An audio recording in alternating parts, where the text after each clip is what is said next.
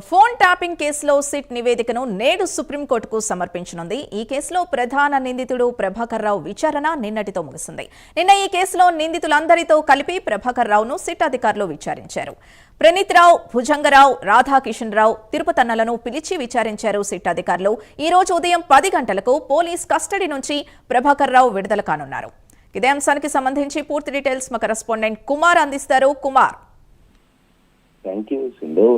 తెలంగాణలో సంచలనం సృష్టించిన ఫోన్ ట్యాపింగ్ కేసులని ప్రభాకర్ రావు విచారణ అయితే ప్రస్తుతం ముగిసింది. ముఖ్యంగా సుప్రీంకోర్టు ఇచ్చిన గైడ్ లైన్స్ ప్రకారం 2 వారాల పాటు ప్రభాకర్ రావుని కస్టడీలో విచారణ చేసేందుకు అయితే అనుమతించింది. ఈ నేపథ్యంలోనే ఇటు ఈ 14 రోజుల పాటు సిట్ అధికారులు ప్రభాకర్ రావును సుదీర్ఘంగా అయితే విచారించారు. అయితే నిన్నటితోని ప్రభాకర్ రావు విచారణ అయితే ముగిసింది. ఈ రోజు ఉదయం 10 గంటలకు ఏదైతే ప్రభాకర్ రావుని అయితే సిట్ అధికారులు అయితే వదిలేనున్నారు. ముఖ్యంగా వైద్య పరీక్షలు చేసిన తర్వాత ప్రభాకర్ రావు నేరుగా ఇంటికి అయితే వెళ్ళిపోతారు.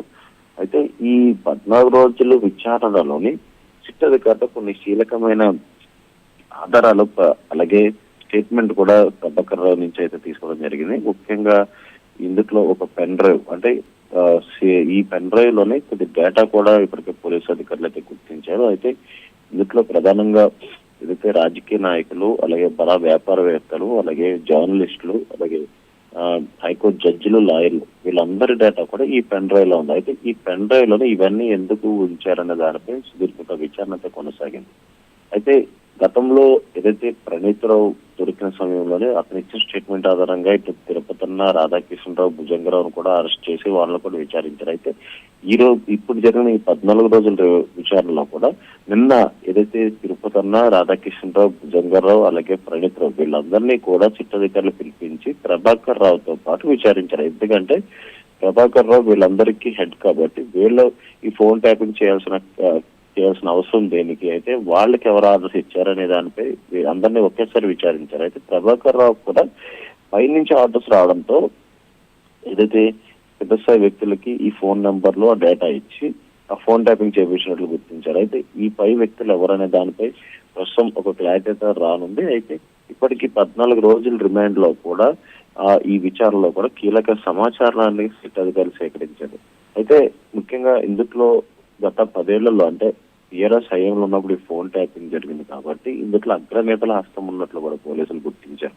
అయితే కేసీఆర్, కేటీఆర్, హరీష్ రావు కూడా ఇప్పుడు సిట్ అధికారులు నోటీసులు కూడా ఇవ్వనున్నారు. ఎందుకంటే ప్రభాకర్ రావు ఇచ్చిన స్టేట్మెంట్ ను దాని ఆధారంగా చేసుకుని ఇప్పుడు కేసీఆర్, కేటీఆర్, హరీష్ రావు కూడా నోటీసులు ఇవ్వనున్నారు.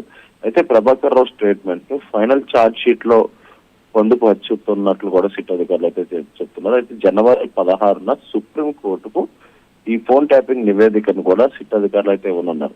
ముఖ్యంగా ఇప్పటికే సుదీర్ఘ కాలం వరకు కూడా ఈ ఫోన్ ట్యాపింగ్ విచారణ అయితే కొనసాగింది. ఇప్పుడు చివరి దశలో ఉన్న నేపథ్యంలోనే ఇటు ప్రభాకర్ ఇచ్చిన స్టేట్మెంట్ ఆధారంగా ప్రస్తుతం ఏదైతే ఫైనల్ ఛార్జ్ షీట్ ను కూడా పొందుపరుస్తున్నారు. అయితే జనవరి 16న సుప్రీంకోర్టుకు ఈ నివేదికను అయితే సిట్ అధికారులు అయితే ఇవ్వనున్నారు. Right Kumar, thank you.